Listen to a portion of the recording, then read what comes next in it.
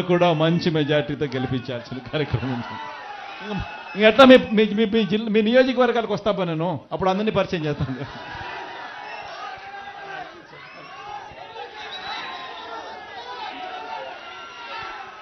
గిద్దలూరు సురేష్ అందరూ ఉన్నారు. మీ మంత్రి కూడా అక్కడే ఉన్నాడు, కాబోయే మంత్రి కూడా. మా నారాయణ ఉన్నాడు. నారాయణ అందరికన్నా నారాయణ కూడా ఉన్నాడు. శివ కూడా అక్కడే ఉన్నాడు.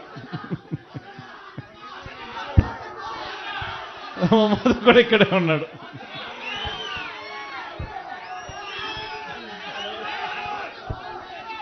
మా నాగార్జున అన్న కూడా ఇక్కడే ఉన్నాడు.